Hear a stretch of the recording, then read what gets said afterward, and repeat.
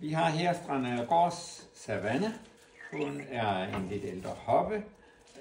Vi starter med at scanne den, så vi er sikre på, at den follikel, vi fandt i går ved scanning, den stadigvæk er der. Og vi har bestilt sæd, så vi kan inseminere den. Så vi har sæden klar, men vi skal lige være sikre på, at hun stadig har en follikel, og at hun er klar til at blive insemineret med den sæd, vi har. Vi skal lige have tømt endetarmen først.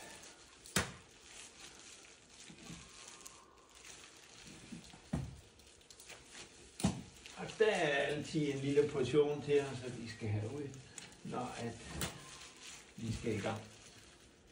Og det er for, at scannergruppen kan have en god kontakt med endetarmslimhinden, så vi tydeligt kan se, hvad vi finder inde i hende.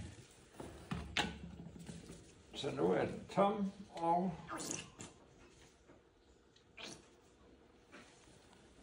så har vi gel, så vi kan gå ind og se, hvordan livmoder og ægstok er. Og nu kan vi se her på scanningsbilledet. Her op for oven, der har vi livmoderen, et tværsnit af livmoderen. Og det ødem, der var i livmoderslimhinden i går, er der stadig til en vis grad, men det er væsentligt mindre. Så er der en endometriesyste, den mørke plet der. Den har været der også tidligere, så det er helt normalt, at man kan finde det ved lidt ældre hopper. Så skal vi op og finde en æggestok her, der er en æggestok her venstre. Og varm, der er ikke rigtig så meget at komme efter. Det er der ingen follikler. Der er heller ingen gullegeme. Så det er fint. Så kører vi hen over livmoderen og over til den anden side. Og her har vi en stor follikel. Det vil sige, at det er en stor ægblære.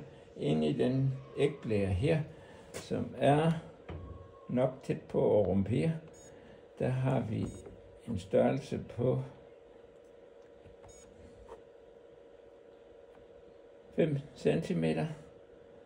Og jeg tænker, at den kunne godt risikere at gå her inden for det næste døgn, så vi kan nøjes med en inseminering. Men vi inseminerer den nu, og så håber vi, at en inseminering er nok.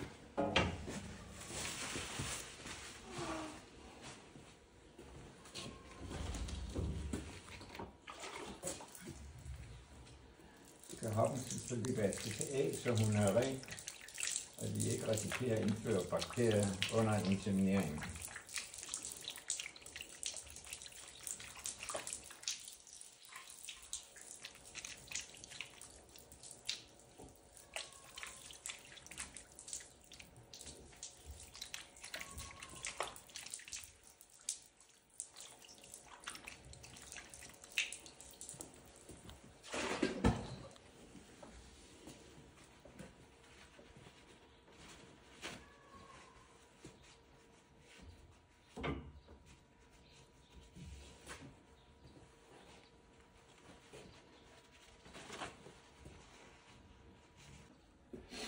Nu har vi nogle tamponer, der er været i chlorhexidin. Vi lige åbner selve og rengør den i skeddeåbningen.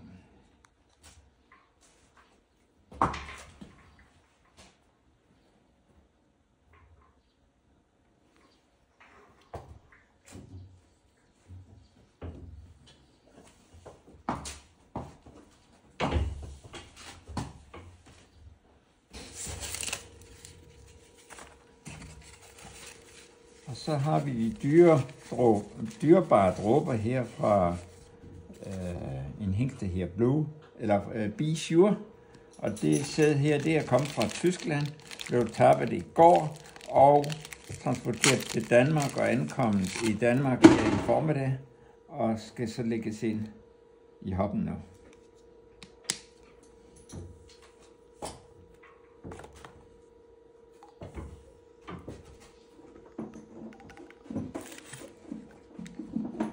Det er sæd, der er fortyndet, så der er fortynder med i den væske her, som indeholder noget, der holder sædcellerne levende i længere tid, end de normalt vil gøre.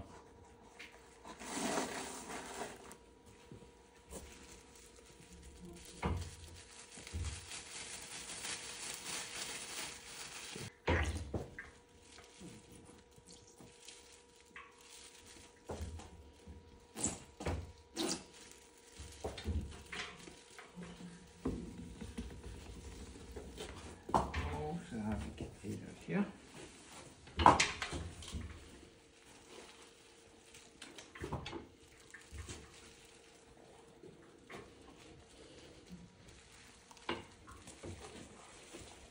Det skal så føres ind i skeden. Og her mærker jeg efter, hvor livmoderhalsets åbning er. Og den er fint blød, som den skal være, når hoppen er i brunst. Jeg kan lige mærke med en lillefinger, at der er god åbning. Så fører jeg katheteret ind. Og katheteret kommer så helt ind i livmoderen nu. Og når det ligger inde i livmoderen, så har jeg sæden her. Og den bliver så afsat inde i selve livmoderen. Og katheteret bliver tømt på vejen ud. Og så holder jeg lige en finger eller hånden mod livmoderhalsåbningen og løfter den lidt op, så det kan nå at fordele sig ind i livmoderen. Inden jeg tager hånden ud.